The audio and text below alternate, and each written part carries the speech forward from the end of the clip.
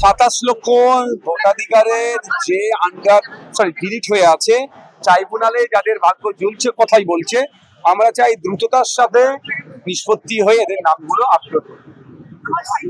আইনি লড়াই চলবে কিন্তু আইনি লড়াইয়ের প্রসেসটা তো শুরু করতে হবে, শুরু হচ্ছে না কেন? আজকে ইসিআর কাছে যাওয়া হচ্ছে।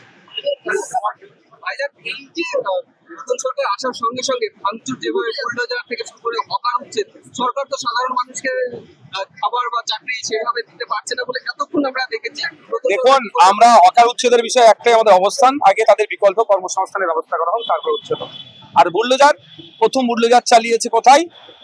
তফসিয়াতে। আর প্রথম বুলডোজার কি আটকেছি আমরা মাঠে ময়দানে দাঁড়িয়ে কোর্টের মাধ্যমে স্টে করেছে। এই সরকারের প্রথম বুলডোজারের জবাব নওশাদ সিদ্দিকী দিয়েছে, বিকাশ রঞ্জন ভট্টাচার্য দিয়েছে। ভাঙড়ে শওকত মোল্লাকে পরাজিত করার পরে আমাদের ছেলেদের উদ্দেশ্যে বক্তব্য ছিল যে সুদিন এসেছে, আমাদের ছেলেরা না কোনো রকম ভাবে কারোর সাথে হিংসা মারামারিতে জড়িয়ে পড়ে। অর্ধসত্য মিথ্যার চেয়ে ভয়ঙ্কর। আপনারা অর্ধসত্য বলছেন, সমাজকে বিছিয়ে দিচ্ছেন কেন? আপনি পুরোপুরি কোশ্চেন করুন, তাহলে ততটুকু বলেন। আপনি আপনার যতটুকু জ্ঞানের পরিধি আছে তার মধ্যে থেকে কোশ্চেন করবেন। জাহাঙ্গীর খান নাম তুলে দিচ্ছে ভোটের আগে, তৃণমূল এবং 80টা বিধায়ক দেখতে পাচ্ছেন।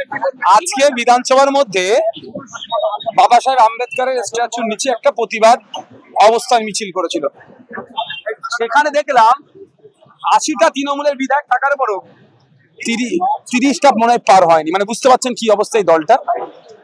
জাহাঙ্গীর খান যে তুলেছে তার অবস্থান কেন তুলেছে আমি গতকাল কি বলে দিচ্ছি।